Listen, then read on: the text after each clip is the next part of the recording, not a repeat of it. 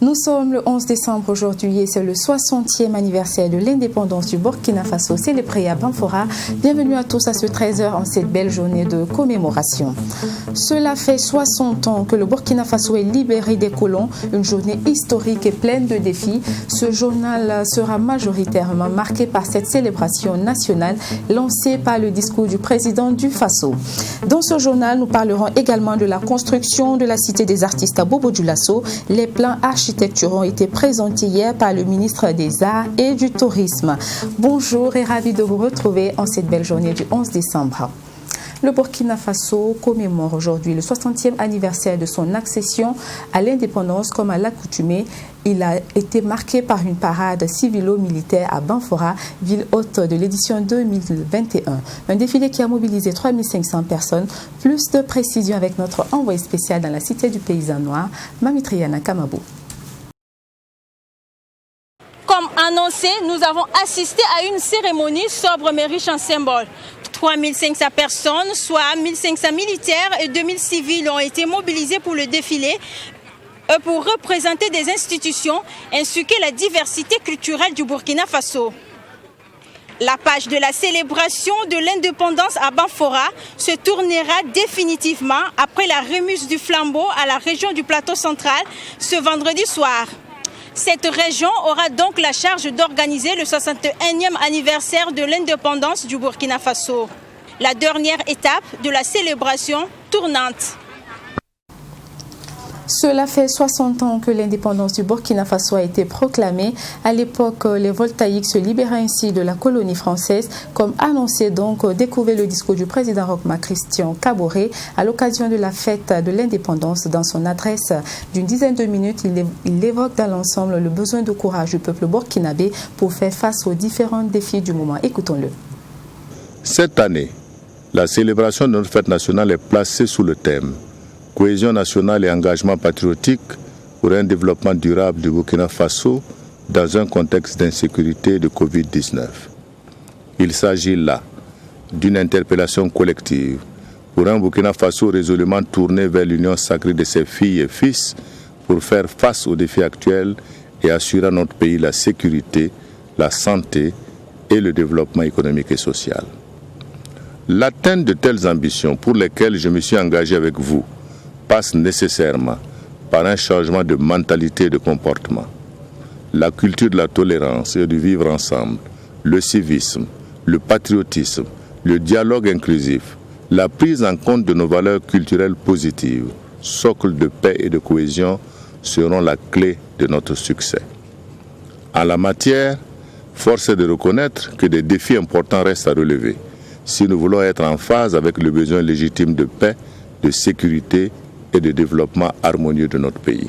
C'est pourquoi j'engage le gouvernement, le peuple burkinabé dans ses différentes composantes et chaque burkinabé à assumer chacun sa part de responsabilité pour faire de la cohésion sociale et du patriotisme des réalités concrètes au plan politique, administratif, économique et social.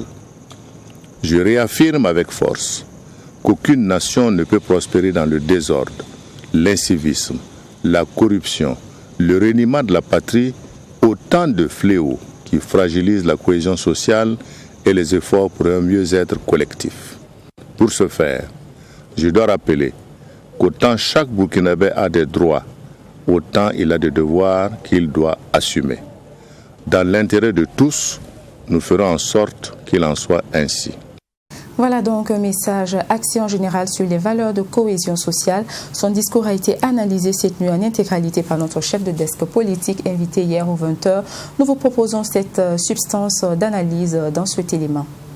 Dans la forme, ce n'est pas un discours qui sort de l'ordinaire parce qu'il est resté dans le carcan classique d'un discours tenu la veille d'un 11 décembre. Donc pas de grandes promesses également parce que c'est le discours du 11 décembre, ce n'est pas le discours de fin d'année. Les points saillants, c'est sécurité, Covid, comme cohésion sociale et également élection. Donc la maladie à coronavirus, d'abord les questions sécuritaires où il a eu une pensée pour les forces de l'ordre tombées et tous ceux qui se sont sacrifiés pour le Burkina Faso. Ensuite Covid qui a effectivement mis à rude épreuve l'économie nationale, mais aussi qui n'est pas encore résorbée, donc il faut redoubler la vigilance. Les questions électorales aussi, où il a rappelé que les Burkinabés viennent encore de montrer à la face du monde qu'ils sont capables de s'assumer. Maintenant, cohésion sociale, où il fait cas des valeurs qui doivent incarner le Burkinabé et qui ne devraient pas faire place à de l'incivisme ou à un reniement effectivement du Burkina Faso, de la mère patrie.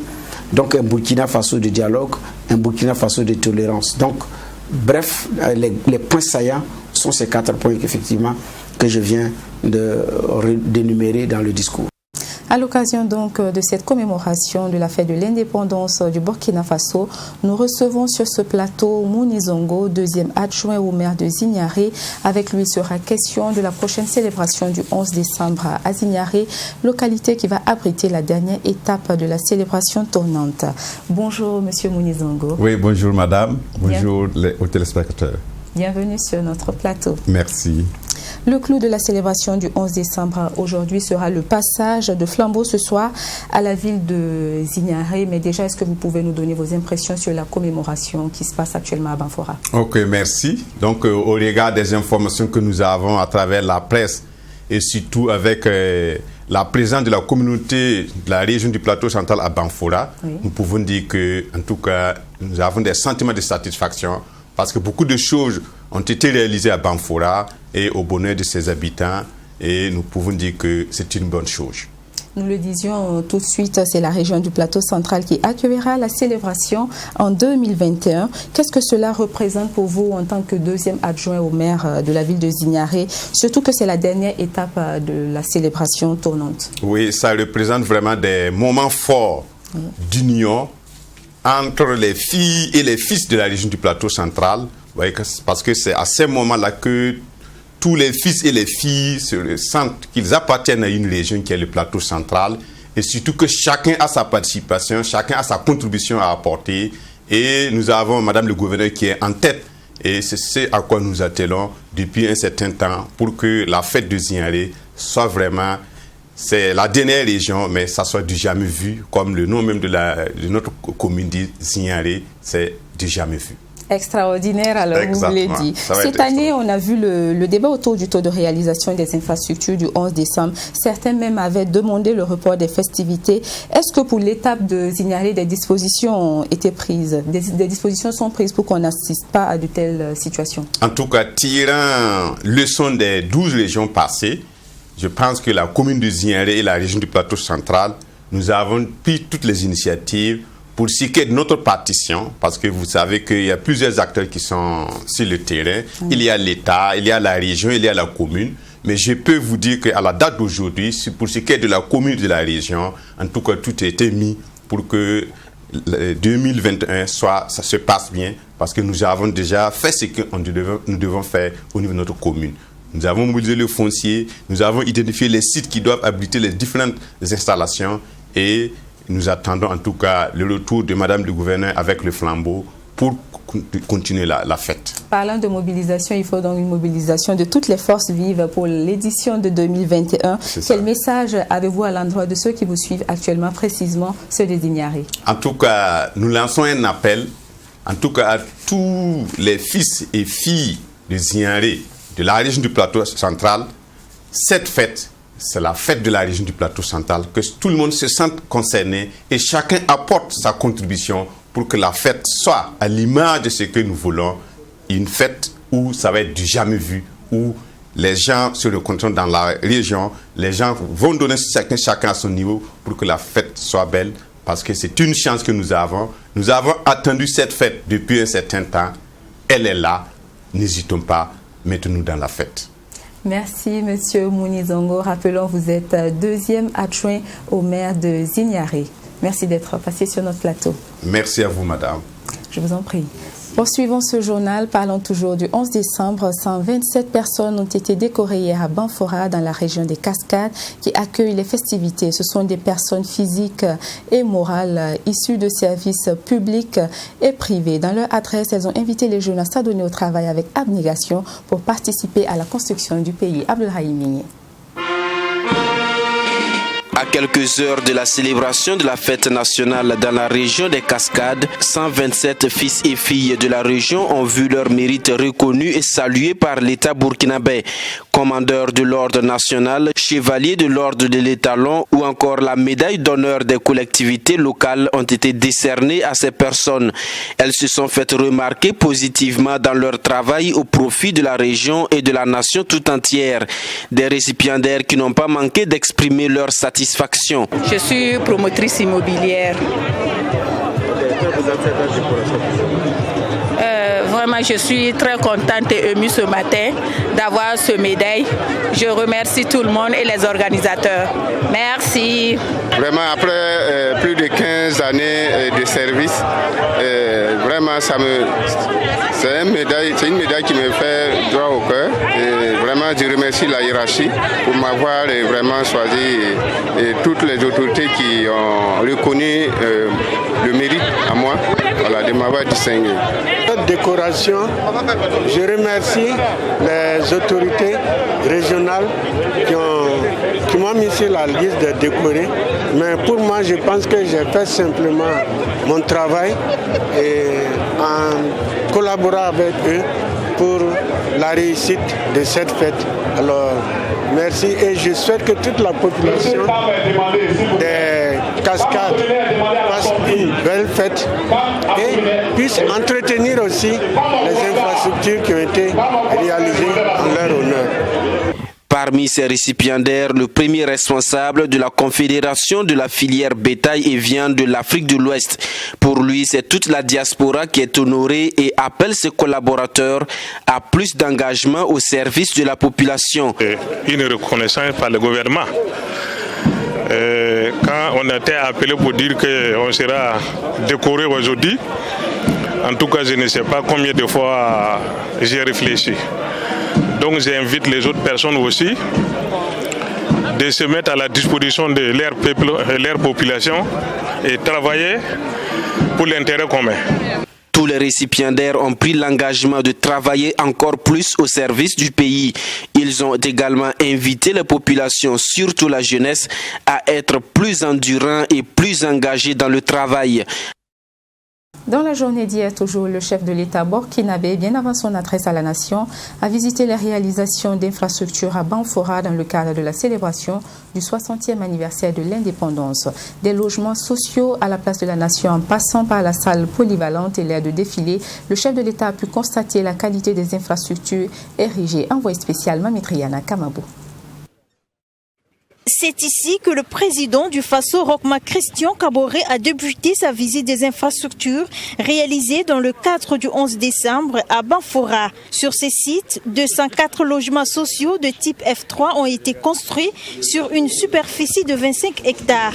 Je dois pouvoir dire quand même que dans les délais qui étaient impartis, les choses ont bien avancé.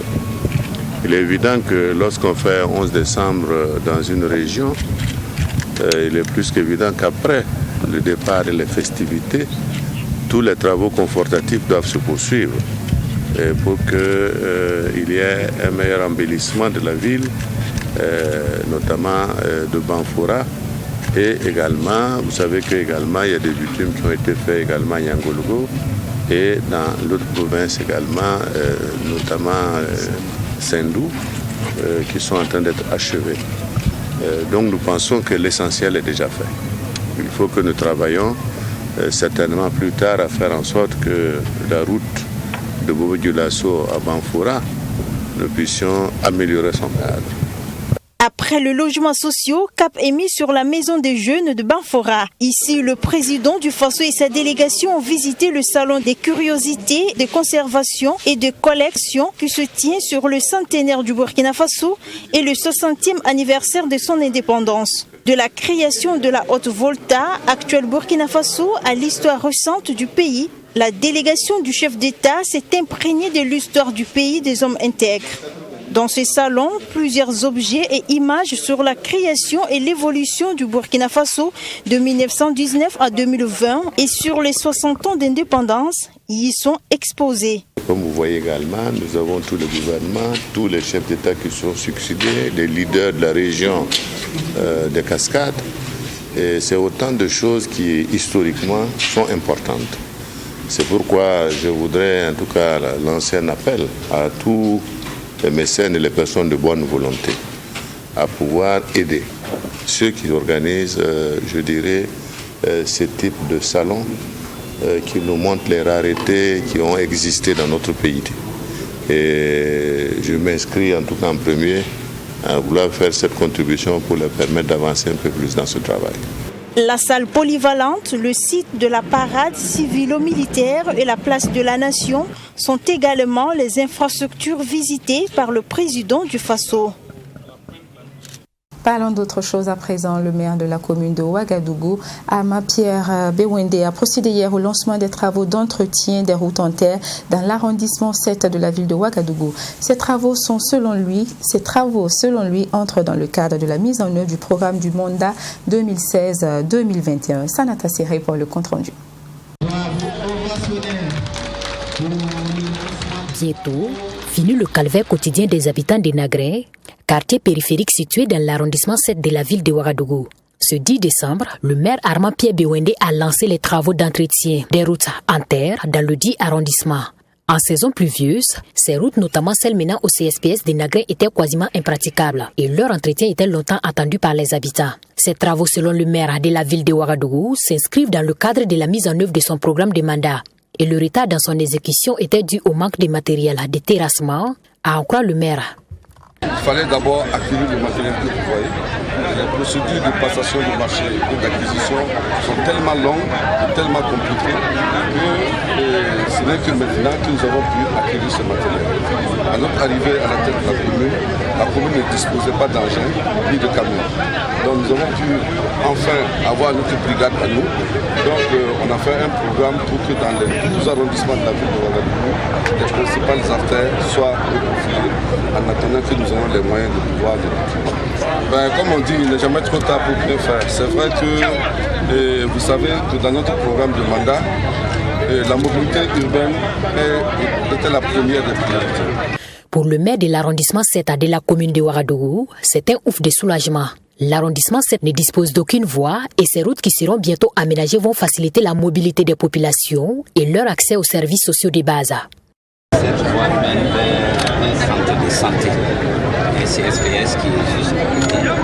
Si vous prenez la voie, vous allez voir que la voie est bien plate. Je vous avoue que le lancement des travaux de ce matin est un coup de soulagement pour moi, c'est le maire de l'arrondissement 7. Les voies sont impraticables, on juge le maire à partir de l'état, tout en oubliant que le maire n'a pas les moyens. Le maire d'un arrondissement n'a pas les moyens pour profiler les voies. Et depuis 2016, nous n'avons pas cessé d'interpeller au maire de la commune de Ouagadougou. Les travaux consisteront à rendre les routes en terre praticables à travers des reprofilages et la création des systèmes d'évacuation des eaux. Le délai d'exécution des travaux est de 3 semaines. Ouagadougou dispose de plus de 2000 km de routes, dont environ 20% bitumées et près de 1800 km en terre. Et dans le cadre de son programme, plus de 5 km de routes seront aménagées dans chacun des 12 arrondissements de la ville de Ouagadougou. Quant au maire de la commune de Bobo-Dioulasso, il a procédé ce mercredi au constat de l'état d'avancement des travaux de réfection des voiries de la commune de Bobo-Dioulasso. Un projet de réfection qui va toucher 7 secteurs. Joseph Koudgou, notre correspondant à Bobo-Dioulasso, vous fait le point. Le maire de la commune de Bobo-Dioulasso et sa délégation ont initié cette sortie de terrain pour constater l'état d'avancement des travaux de réfection de la voirie de la commune. Sur le terrain, les travaux ont débuté et avancent bien dans l'ensemble. Malgré quelques difficultés observées ça et là, Bouraï Massanou s'est dit satisfait. Nous sommes sortis ce matin avec les maires d'arrondissement, plus les techniciens, pour symboliquement marquer le début du programme de tournée des engins au niveau des arrondissements. Vous saviez que nous avions quelques engins pour essayer de reprofiler les voies après la saison pluvieuse. C'est un programme qui a été fait Bon, malheureusement, les pluies ne nous ont pas permis de l'exécuter, donc nous l'avions commencé. Il faut reconnaître que les engins que nous avions, en termes de camions, ne sont pas suffisants pour faire un travail remarquable. Alors, c'est en cela que nous avions demandé aux arrondissements d'user de leurs relations, d'user de leurs, en tout cas, possibilités, et chercher des engins ajoutés pour qu'on puisse les ravitailler en carburant et qui vont s'adjoindre aux engins de la commune pour pouvoir faire le travail. Alors, je tire mon chapeau, je pense que ça a bien commencé. L'arrondissement 7 de Bobo-Dioulasso est l'un des bénéficiaires de ces réalisations d'infrastructures routières. Une initiative fortement saluée par Herman Sirima. Il faut noter que depuis une semaine, les travaux ont été lancés au niveau de l'arrondissement numéro 7 pour améliorer la circulation au niveau des différents secteurs. Donc il faut saluer ici déjà l'engagement des services techniques au niveau de la commune de Bobo-Dioulasso. Et comme nous savons tous qu'au niveau de la logistique, les moyens sont limités, nous avons fait appel effectivement aux partenaires extérieurs et qui nous ont appuyés comme il se doit avec la logistique.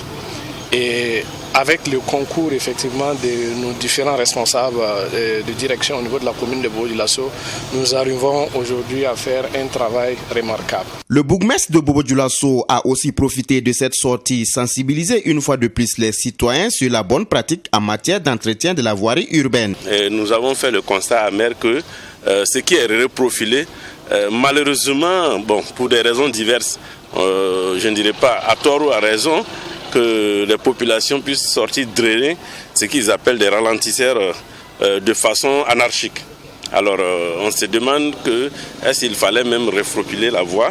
Bon, quelque part oui, mais les riverains approchés nous font comprendre que c'est souvent pour des questions de poussière et surtout pour des questions de vitesse. Selon les propos du maire de la commune, tous les 7 arrondissements seront touchés par ce projet qui devrait s'achever le 24 février prochain.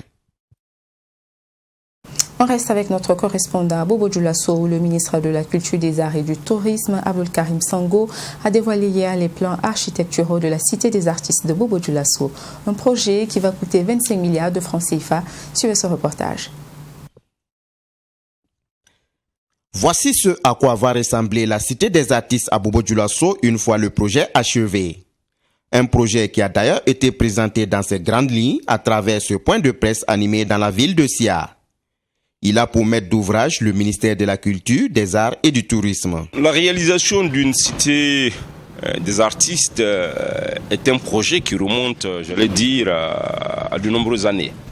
Avec l'engagement du gouvernement, nous sommes progressivement en train d'aboutir à la réalisation de ce projet qui va donner un espace où les artistes qui viennent à la Semaine nationale de la culture, mais de façon plus générale, l'ensemble des artistes qui vont se retrouver à Bobo-Dioulasso pour diverses prestations, ils puissent loger dans un premier temps dans des conditions de dignité humaine. La cité est conçue pour être un lieu de création artistique parce que la culture se vit, se perpétue lorsqu'il y a la possibilité d'être permanemment dans une dynamique de création. La construction de cette infrastructure a été confiée à Créa Associates en collaboration avec CHB Architecture. La cité, comme on l'avait dit, comprend plusieurs entités fonctionnelles. Donc vous aurez la première entité importante, c'est les hébergements. Donc vous aurez des dortoirs d'environ d'une capacité de plus de 2000 places. Et vous avez à côté tout ce qui est espace d'expression culturelle, de créativité. Vous avez des salles de répétition, des salles de spectacle, des espaces en plein air, donc des espaces pour les enfants, et des aires de sport, des arènes de lutte. Et surtout aussi le restaurant qui pourra permettre aux artistes de se restaurer sur place. Donc tout ça va permettre d'avoir... Le projet c'est comme un village artistique qui va vraiment permettre d'abriter toute cette semaine tranquillement dans un seul espace et même lieu. Pour un budget provisionnel de 25 milliards de francs CFA, la Cité des artistes sera érigée sur une superficie de 4,45 hectares au secteur 18, quartier Sarfalao de Bobo-Dioulasso. Et c'est ici que prend fin cette édition de 13h du 11 décembre, journée du 60e anniversaire de l'indépendance au Burkina Faso. Très belle fête de l'indépendance à tous les Burkinabés.